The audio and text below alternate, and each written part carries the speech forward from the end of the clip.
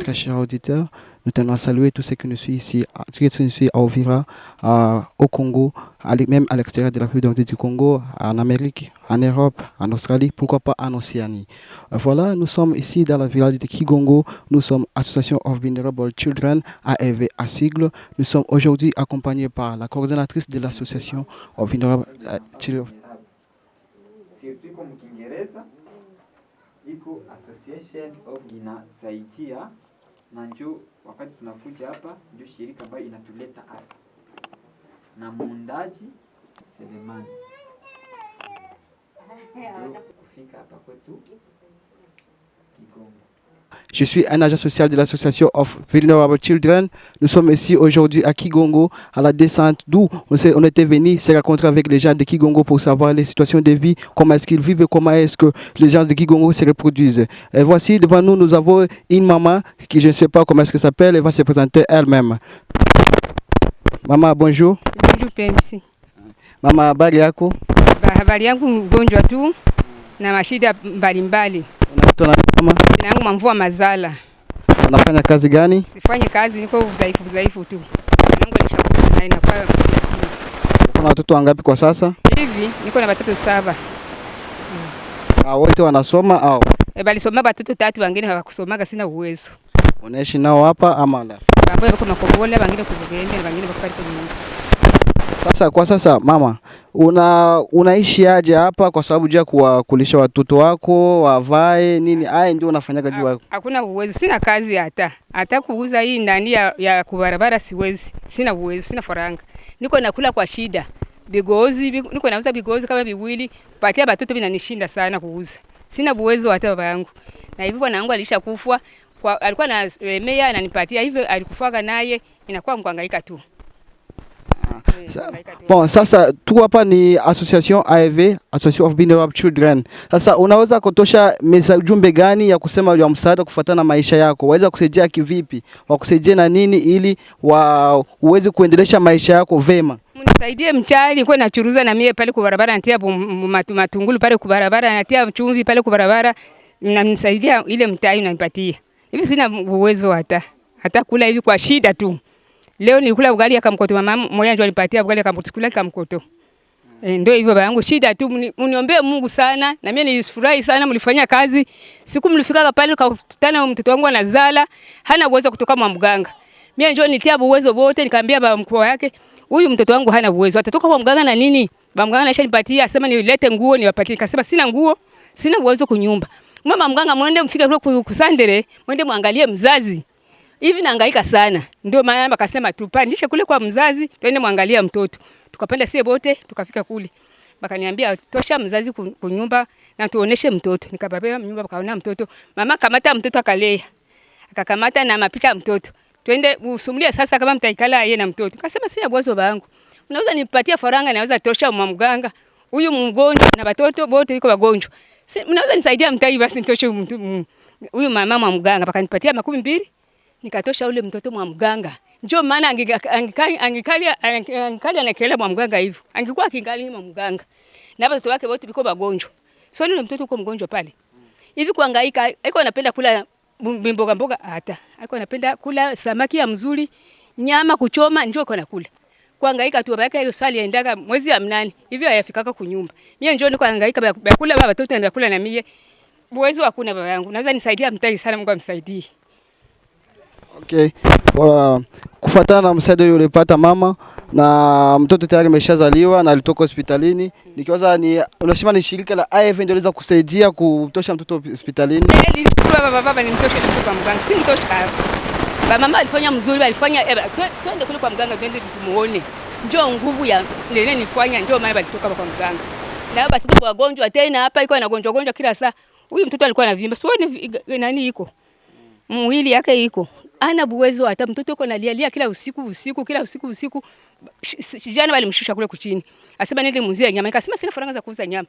Sina faranga za kuuza ndagala. Mwende mchumie kingulira, pakachuma kingulira kupata hivi. Nende kumpatia hapa kukula. Bali katala ile kingulira tena. Njoo hivyo mnisaidie tu mtai baba. Kama mnaona nani udhaifu wangu na hivi sina bwanaume tena. Sio mwanaume babangu. Mnisaidie mtai sana, mnisaidie. Mungu anamsaidia vile mlitembea huko. Siku mlifikaga huko, Mungu akamsaidia. Nilikuwa nalala kwa maombi. Papa, Mungu nisaidie kikwasa. Juu bwana yangu alikufa aliacha huyo mama huyo. Habayatoa aliforanga hata lumoya. Mungu akasaidia wakaenda kumuona mwa mganga wakamtosha mwa mganga. Hata huyu papa nilishukuru sana. Muendelee kazi baba yangu. Muendelee kazi na huyu papa Mungu amsaidia aendelee kazi. Singitoka kule. Na ile siku mwenyewe mlikuyaga mkafika tu mkaniuliza. Mamako naenda wapi? Kwenda kwa mganga kule Yulu. Mtoto alizala. Nilikosa nini nitamtosha mwa mganga. Lakini Mungu akamuonesha uzuri. Mkafika kule mkanionyesha. Mungu amsaidie sana. Mungu amsaidie mama. Nashukuru sana. Okay, asante mama. Mimi naitwa kwa jina la Anifa Selemani na leo tunakuja kujikuta tupo Kigongo. Tulikuja kuona watoto walioathirika na malnutrition na wale wote wa vulnerable, tuko na handicap.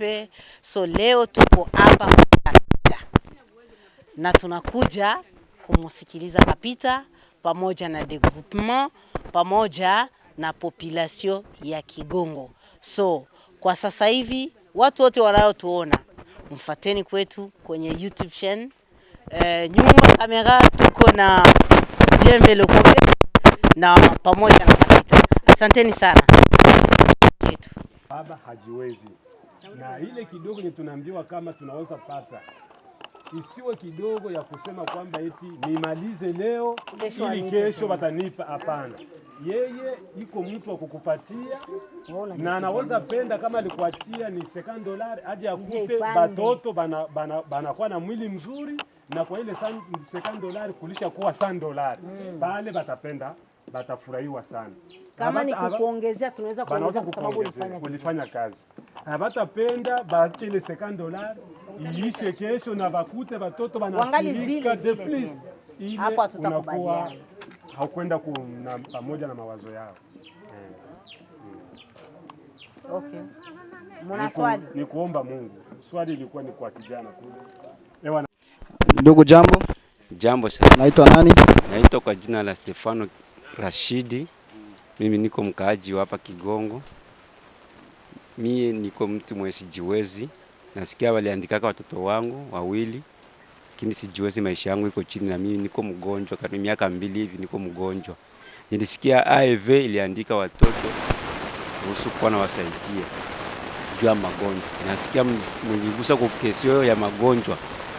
Watoto wakishagonjwa shefu anaandika wale watoto. Sasa wale wataikana wale mgonjwa sikituka tunaweza kama tunapeleka kwa mganga na shefu anajua kama mtoto anagonjwa iko kwa hospitali. Ndio napenda kuuliza hivi. Asante kaka. Ndio kaka, tunashukuru kwa swali. Kwa swali yako ambayo umeuliza kama kwa sasa watoto ambao tunahudumia wakigonjwa wakienda hospitalini kama shirika iko na ile uwezo ya kuwakamata en charge. Nitakwambia kama kwa sasa kwa sababu shirika uwezo ngati mdogo hatujakuwa na ile muradi ya kukamata watoto en charge. Ila tunasaidiaka ule tunakutanisha kwa difficulty, tunakutanisha kama iko nini. Ndio tunakata ka assistance ka kidogo. Kama tunakiangalia wanatuambia amekosa dawa, amekosa pesa kusudi ya kuuza dawa. Ndio kwa maana tunakamata tunauliza mganga kama tutaweza lomba ngapi, kale ka assistance ndio tuko nako. Lakini kusema muradi ya kukamata prise en charge soins médicaux ya watoto wetu hatujakuwa nayo. Sikia kilio ya matima. Ulisema tunaposhindwa tukuite. Salongo. Art Media. Yatima ni mtu mwenye vidonda moyoni mwake. Kukosa wazazi unamfanya asiwe na raha. Anaweza kula kashiba lakini hayumpi raha. Anapotizama anaona wezo na wazazi wao. Akiwa shuleni anaona wezo analipa vizuri. Akiwa kanisani anaona wezo anavaa vizuri. Hiyo inampa uchungu moyoni. Inampa uchungu, anajiuliza nimefanya nini? sana, inampa uchungu moyoni, inampa uchungu, anajiuliza nimekosa nini.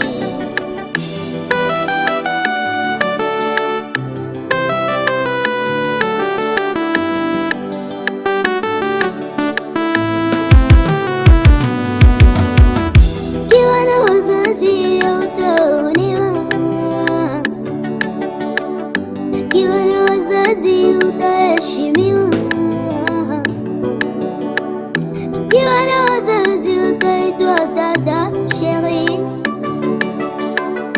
Ok, chers téléspectateurs du Congo News TV, nous sommes ici devant vous dans une école appelée École de Kigongo. Et maintenant, vous allez voir comment est-ce que les enfants étudient dans de mauvaises conditions. Vous allez voir même comment est-ce que leurs bâtiments sont dans de mauvaises conditions. Donc, si une fois il y a la pluie, il y a quoi, des fois violents, les enfants risquent même de perdre leur vie. Vous voyez, maintenant, c'est à évacuer ce terrain. Nous sommes en train de voir comment est-ce que nous allons mettre fin à leur situation de vie pour qu'ils puissent avoir une meilleure et bonne passation des cours dans des salles de classe. Restez avec nous pour suivre beaucoup d'informations.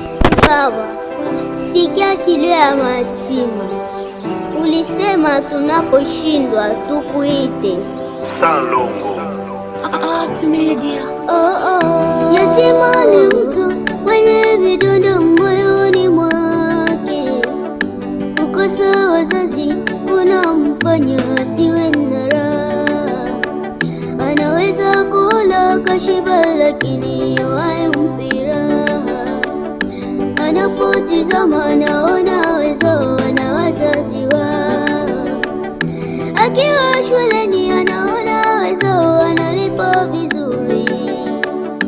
Akiwa kanisani anaona wezo anavaa vizuri.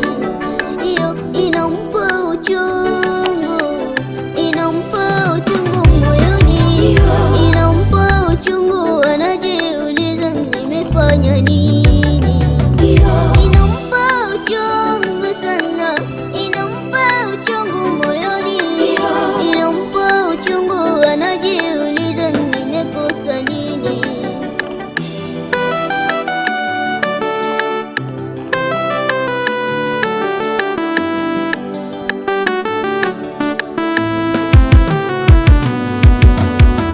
Kiwa na wazazi utaonewa, kiwa na wazazi utaheshimiwa,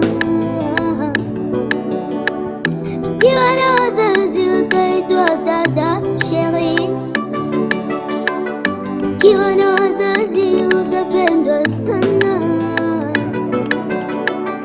kiwa na wazazi utaonewa, kiwa na wazazi utaheshimiwa, kiwa na wazazi utaitwa kaka, chérie. Kiwa na wazazi utapendwa sana, lakini ukiwa yatima, heshima, ukiwa yatima, thamani hakuna, ukiwa yatima, hauitwi dada, lakini ukiwa yatima, heshima, ukiwa yatima, thamani hakuna, ukiwa yatima, hauitwi kaka, ndio huruma. Kama unaamini Yesu anaweza. Salongo. Art Media. Yatima ni mtu mwenye vidonda moyoni mwake. Kukosa wazazi unamfanya asiwe na raha. Anaweza kula kashiba lakini hayumpi raha.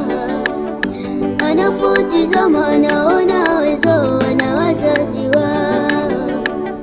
Akiwa shuleni anaona wezo analipa vizuri. Akiwa kanisani anaona wezo anavaa vizuri. Hiyo inampa uchungu, inampa uchungu moyoni, inampa uchungu.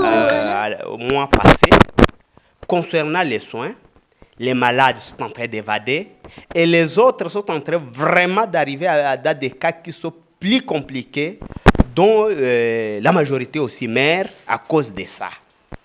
Il arrive parfois même que même les mamans qui sont enceintes, pour qu'ils puissent accoucher et qu'ils ne sont pas bien nourris, ça devient un problème.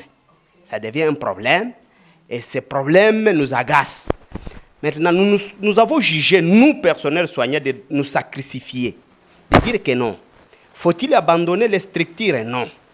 Vaut mieux essayer de voir comment réduire les prix afin qu'on puisse soutenir ou aider notre population dont nous nous sommes sacrifiés pour aider. C'est la raison pour laquelle nous avions jugé même d'arriver de faire payer un enfant à un coût de $5. Un coût de $5 maintenant. Les points que nous sommes arrêtés sur ces points, où trouvais-je maintenant les médicaments? Nous sommes en train de tourner comment nous allons trouver les médicaments ici. Maintenant, nous avons dit non, nous allons nous sacrifier. Avec ces $5, on verra comment faire pour seulement aider les gens. C'est ce que nous sommes en train de faire et c'est pourquoi nous étions en réunion. Maintenant, nous avions posé une autre question. En tant que personnel soignant, comment nous autres, nous allons vivre? La question a resté obscure.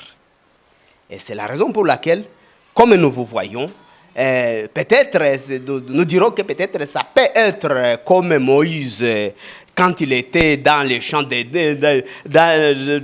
alors qu'il voulait maintenant aider les enfants d'Israël. Il est arrivé subitement et les enfants d'Israël, ils se trouvaient dans le désert. Ils croyaient comment nous allons manger. Mais ils ont vu maintenant le miel qui va descendre du ciel. Vraiment, nous remercions votre arrivée. Nous les remercions et nous acclamons sur ça.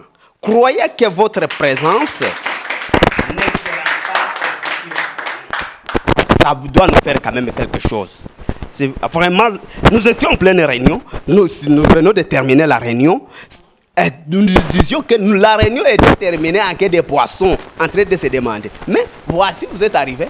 C'est vraiment, ce sont des choses que nous ne savons pas comment on peut l'expliquer. Et nous disons merci vraiment et que Dieu vous bénisse pour que vous puissiez nous faire un coup de main. Que Dieu vous bénisse. Merci. J'ai vu que c'est très misérable. Moi-même, je suis docteur. Ma position, je fais radiologie. I am specialist of radiologist. Je m'occupe avec radio. Mais si je vous regarde là-bas, je dis ça c'est ours ou bien quoi? Mais ce n'est pas possible. Un médecin, il peut vivre comme ça.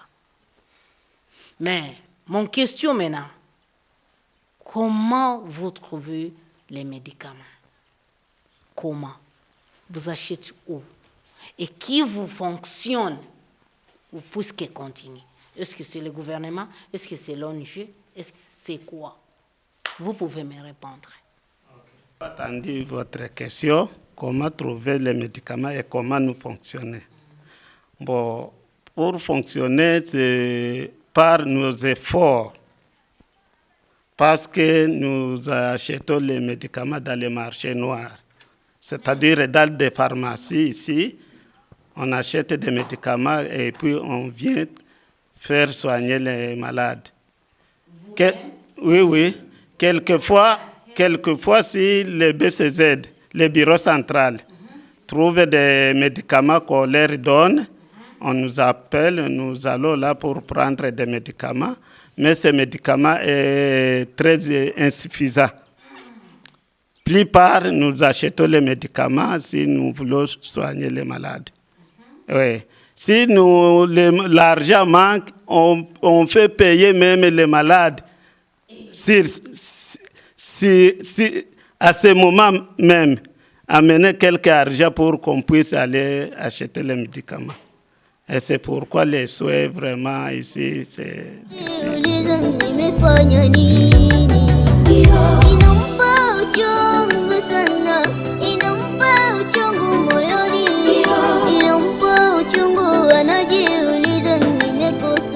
Ok, très chers amateurs et amatrices de la radio, de la télé Congo News TV, nous sommes ici à présent dans le centre de santé de Kigongo. santé de santé de Kigongo sont en train de voir comment est-ce que la partie de Kigongo est en train de souffrir. On a vu comment est-ce que nous allons suivre tout de suite là, comment est-ce que la population, il manque même le médicament, il manque même comment est-ce que il peut être soigné d'une meilleure manière.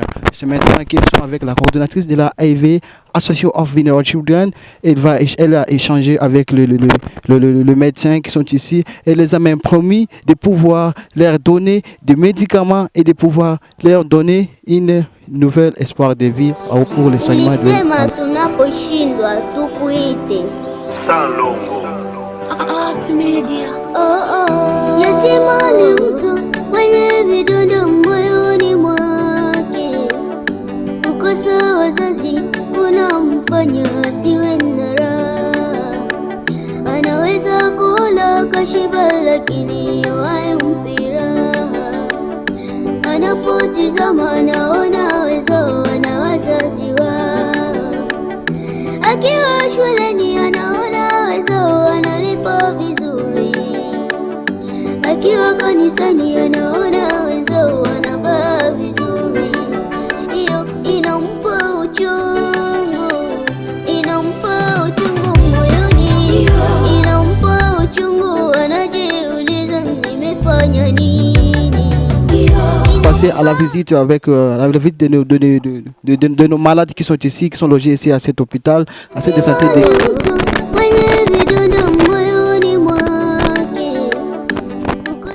Jambo mama. Jambo. Habari gani? Unaitwa nani? Naitwa Pasi. Unaishi kwa hospitali? Ndiyo. Tangu wakati gani? Tangia juzi. Unaumwa nini?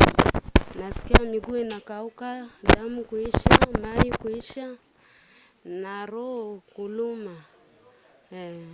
Sasa tuambie tuzo ya hapa inakuaje? Unatunziwa kivipi? Una ugonjwa wako? Wanatunzia 10,000. Nauliza kufuatia matunzo. Dawa mnapataje kuhusu ya kutunziwa? Wanatunza, wanapatia vinini, wanatuhudumia hii maserumu. Sasa mnapataje pesa ya kuweza kulipa hospitali? Pesa hakuna papa. Hivi uko na watoto wangapi? Mie na watoto watatu. Ndiyo. Sasa unaweza kuambia nini shirika ya AIV ilikuwa kipita kuangalia watu wasiojiweza? Unaweza kusema neno gani ya kuweza kuwasaidia kufuatana na matatizo mkoa nayo hapa kwenu? Kuwauliza. Nitaweza kuambia jiweze kutosha msaada fulani kufuatana na matatizo yenu. Sasa nisaidia franka. Nilipe hapa nitoke. Juu sina uwezo. Usiku kwa watoto wenyewe wanazaliwa hapa, wenyewe wako Ulaya, nje za nchi, Kinshasa, wapi wanakuwa wakiwafuata kupitia hii emission yetu hapa ku Kongo News TV. Utaweza nao waambia nini wale watu walikuwa nje ya nchi kwa kuweza kuleta msaada juu yenu ya ya soin yenu hapa kwenu Kigongo? Ndaweza sema watusaidie. Kama vile nini utaweza wasaidia na kama franka. Ndiyo. Baba, sikia kilio ya mayatima. Ulisema tunaposhindwa tukuite. Salongo. Art Media. Yatima ni mtu mwenye Regina Riziki. Naona uko na mtoto mkononi. Ndio ni wako ulimzaa? Nilimzaa leo. Ulimzaa leo? Baba yake na mtoto anaishi wapi? Anaishi ngambo za Uwembe huko kwenda natafuta. Anatafuta. Alafu Aisha jua anapata information kama kweli wewe mke wake ulijifungua? Hayajua. Kwa nini? Abamuelezee. Tulikuwa tunataka kuuliza kama difficulty gani kufuatana na gisi mlikuwa mkiishi hapa hospitali na kwa kuweza kuzaa, kuambia shida gani mlikuwa mkipata hapa kwa kuzaa hapa hospitali? Hapa kuzala kama unazala kama una makuta tuko nalipa $10. Kama una makuta unaikala humu hivi. Yaani unakaa mkuko kasho washawekewa tu kuweka ndani au la? Hapana. Utaikala tu humu utaendelea tafuta makuta na kielipa. Yaani wasa utatafuta makuta aje na wakati unekaa tu humu ndani hospitalini? Utacha mtoto. Yaani unaacha mtoto? Wakati mtoto analia kumnyonyesha na atamhudumia? Bengine watakuwa humu. Akiumwa mtoto wakati wao upo tena? Hata kufuata kama kitu. Hapana. Swala kama ni danger deja kwa mtoto mwenyewe, mtoto mdogo muache mzazi uchomoke uende utafute nini hata nini, na wakati mtoto aamka wakati mola atakuwa na lazima ya mama anyonye. Unasikia vile? Ndio maisha. Ndio maisha. Sasa hapa tuko na mbele ya shirika la AIV, Association of Vulnerable Children, inajihusisha sana kwa watoto wa yatima, kwa wale wasiojiweza na wabilema. Sawa? Sasa unaweza kumwambia nini, neno gani ili aweze kuleta msaada kupitia maisha yenu hii unaokokisha hapa hospitalini? Mimi sijiwezi. Kukula kushida. Manake kila kitu kyote ni kushida. Kuuza sabuni kushida, kuvala kushida. Hivi hapa hivi kwa inazalia, si akula hata kama kitu tangia asubuhi. Hawayakula. Sasa mtoto yuko ananyonya. Mimi kama mzazi wakati amezaa lazima apate hata kitu kidogo aweze kukula juu ya kupata maziwa kunyonyesha mtoto. Ile chai utakunywa kwanza. Unamnyonyesha hivi. Sasa neno gani tutaweza kuambia watu wanakaa nje ya nchi wenye wataweza kuwa na walitokea hapa, watoto wenu walizaliwa hapa, wazaliwa hapa, lakini wakaenda kule kwa makambi wakapata bahati ya kwenda Ulaya. Sasa unaweza kuambia neno gani juu ya kuweza kuleta msaada fulani hapa kijijini kwenu Kigongo? Msaada wa franga. Franga tu? Na kukula. Okay, asante mama. Baba, sikia kilio ya maji. Jina la jina. Jina la jina nakukuta huko sijui ni kwa hali gani huko. Malaria na nisumbua na kizunguzungu. Malaria inakusumbua na kizunguzungu. Unakuwa katika hospitali unapata dawa? Napata dawa. Baganga wenzako huko wanawashughulikia mzuri? Mzuri sana. Wewe unakwisha olewa au hujaolewa? Nishaolewa. Nishaolewa.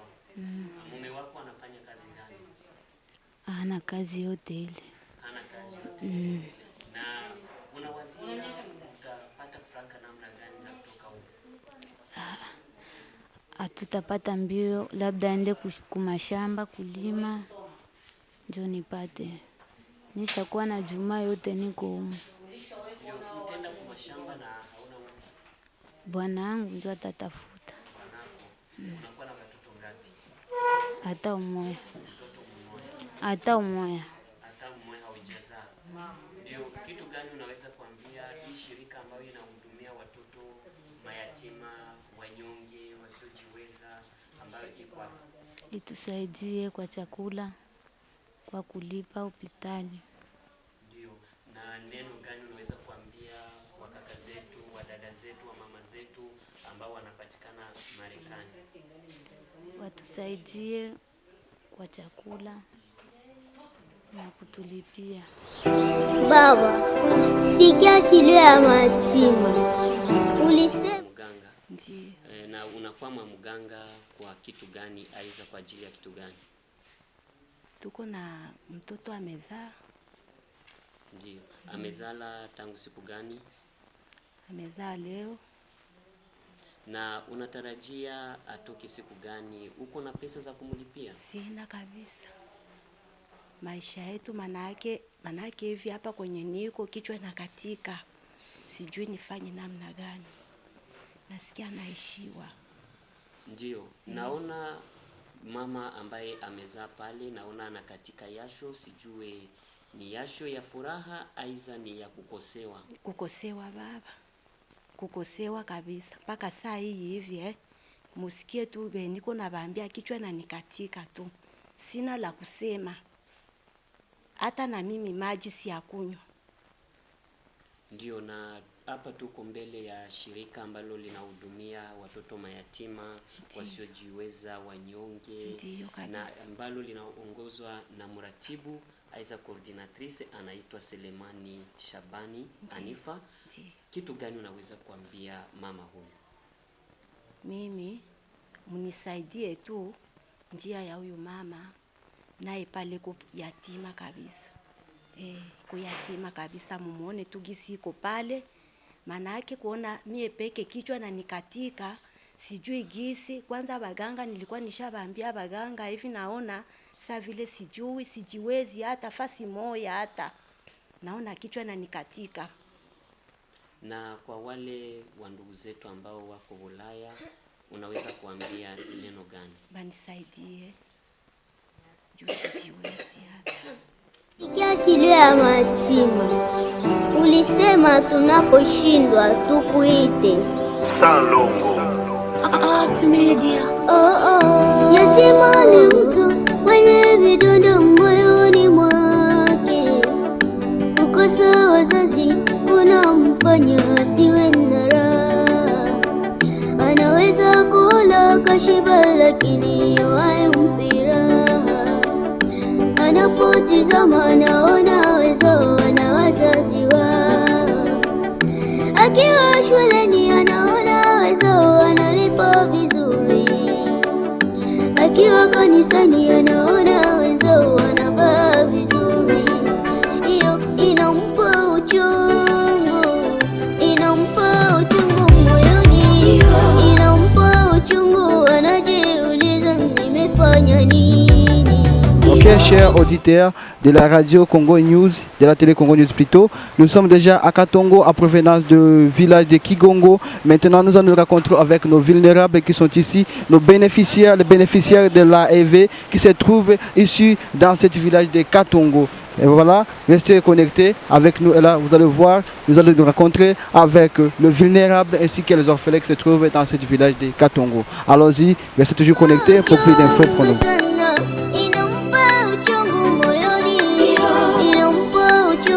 Anajiuliza nimekosa nini.